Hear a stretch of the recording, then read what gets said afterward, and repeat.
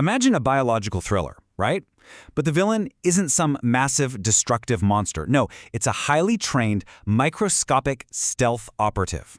We're talking about an invader that has spent literally millennia perfecting the art of breaking into the human body, completely evading our most advanced biological security systems, and then just waiting in the shadows until the absolute perfect moment to strike.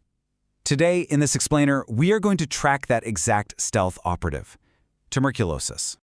Okay, let's dive into this. Our microscopic enemy here is Mycobacterium tuberculosis. It causes a chronic infectious granulomatous disease. Now, the absolutely crucial phrase to remember here is when the host immune response fails to completely eliminate the bacteria. That specific failure, that is exactly what makes this pathogen so incredibly dangerous. And while we usually associate TB with, a relentless cough and lung damage, which we call pulmonary TB, this pathogen is super ambitious. It can actually invade almost any organ in your body, leading to extrapulmonary TB. So here is exactly how we're going to track this pathogen today. 1. The microscopic invader. 2. Stealth and survival. 3. The ticking time bomb. 4. The 4-drug counterattack. And finally, 5. When the drugs fail. Let's get right into it. Part 1. The microscopic invader. Let's start right at the very beginning. The scene of the crime, the exact moment of infection.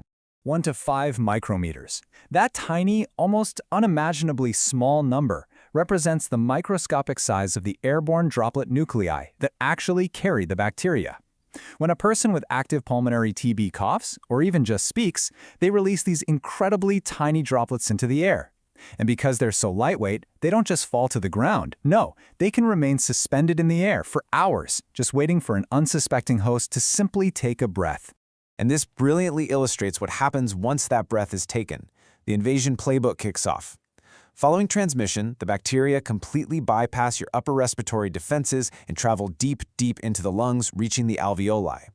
Instantly, your body's security guards, the alveolar macrophages, rush in and engulf the invader. This is a process called phagocytosis. But here's the twist. Instead of dying, the bacteria actually multiply. This causes primary bacteremia. By weeks 2 to 8, the body scrambles a massive immune response, activating T cells, which ultimately leads to the formation of a granuloma to try and wall off the whole infection. Which brings us to part 2, stealth and survival. Let's look at how this pathogen actually evades destruction. Why didn't those initial security guards, the macrophages, just destroy the bacteria when they swallowed them up? Well, M. tuberculosis doesn't just survive being eaten, it thrives. It uses some very specific biochemical tricks. First, it actively prevents phagosome-lysosome fusion. Basically, it stops the macrophage from turning on its internal digestive enzymes. Sneaky, right?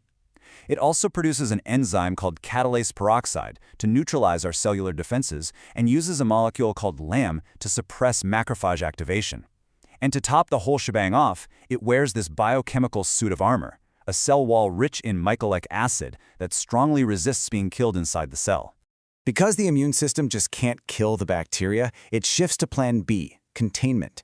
It builds a granuloma. Think of it as a literal fleshy prison made of immune cells surrounding a core of dead tissue, which is known as central caseous necrosis. The whole goal is to trap the bacteria and prevent further spread. But make no mistake here, this is a stalemate. It's not a victory. The bacilli aren't eradicated at all. They're just locked away. This stalemate sets the stage for part 3, the ticking time bomb. We are moving from latent to reactivation. This is a phase where the patient feels totally fine, but is essentially carrying a ticking time bomb right in their chest. So the crucial point is understanding this stark difference between latent and reactivation TB. In a latent infection, those bacilli are sound asleep. They're dormant, safely encapsulated in fibrous tissue. The patient has absolutely zero symptoms, and really importantly, they are not infectious to anyone else. But if that immune system falters, boom, we get reactivation TB. Those sleeping bacilli wake up, multiply rapidly, and cause massive tissue destruction. Suddenly, the patient is highly infectious and dealing with some severe chronic symptoms. So how exactly does this breakout happen? It starts when the host's immunity takes a hit. We're talking conditions like HIV, aging, diabetes, malnutrition, or even taking corticosteroids. The bacteria take advantage and begin multiplying again. In a panic, your activated macrophages release reactive oxygen species and proteases, but this inadvertently causes massive lung tissue destruction. The dead tissue actually liquefies, forming these open cavities in the lung that are just bursting with a high bacterial load.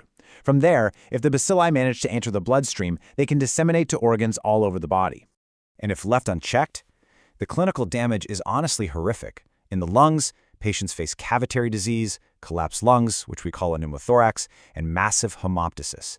That's the medical term for coughing up a lot of blood. But remember, TB loves to travel. Extrapulmonary complications include TB meningitis, which literally attacks the brain, Pott's disease, which destroys the vertebrae of the spine, or miliary TB, where the infection spreads extensively throughout multiple different organs. Part 4. The 4-drug counterattack. Thankfully, we aren't defenseless. Over decades, medical science has developed a pharmacological SWAT team. It's a highly coordinated response designed to shatter the bacterium's armor, cure the disease, and prevent any chance of relapse. But listen, this counterattack, it takes a lot of time. 6 months. That is the grueling, absolute minimum standard duration required to completely cure drug-susceptible TB. You cannot just stop taking the meds early because you start feeling a little better. If you do, you risk the surviving bacteria returning even stronger than before. Now, what's really interesting about this slide is how perfectly coordinated this 4-drug attack, known as the HRZE regimen, really is.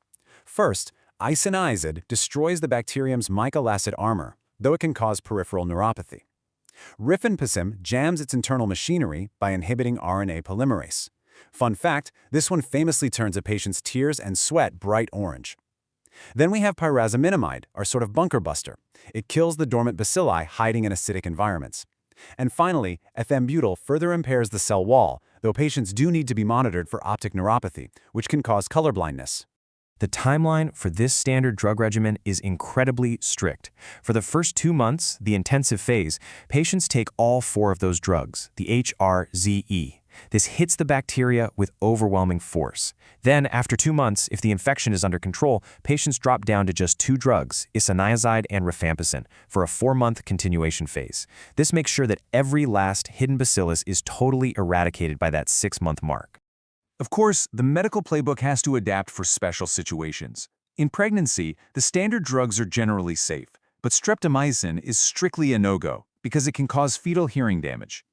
For HIV co-infections, TB treatment has to start promptly, but doctors must carefully manage how rifampicin interacts with antiretroviral drugs. And if the TB has already spread to the brain or the bones, that standard 6-month timeline extends out to 9 to 12 months and often requires added therapies like corticosteroids. We have some incredibly powerful weapons, for sure, but M. tuberculosis is an ancient, highly adaptable survivor. It mutates, it evolves. So you gotta wonder, what happens when the bacterium actually learns our playbook and our very best drugs just bounce right off? Let's move to Part 5 and see how this builds into the terrifying threat of drug-resistant TB. When the drugs fail. When TB becomes resistant to at least our 2 best weapons, isoniazid and rifampicin, it gets classified as MDR-TB, or multi-drug-resistant TB. When we lose our primary SWAT team, that standard 6-month timeline completely goes out the window. Treatment now balloons to 18 to 20 months, sometimes even longer, and it requires highly individualized plans using much more complex, specialized drugs like bedaquiline or linazol, which often come with much harsher side effects. And then there is the pathogen's ultimate form of evasion, XDR-TB, or extensively drug-resistant TB. This means the bacteria aren't just resistant to our first-line drugs, but they've actually developed resistance to key second-line drugs as well. Managing this requires incredibly specialized care and highly customized multi-drug regimens. Everything has to be based on strict laboratory testing just to figure out what the bacteria can still actually be killed by. Which brings us to the crux of the whole issue.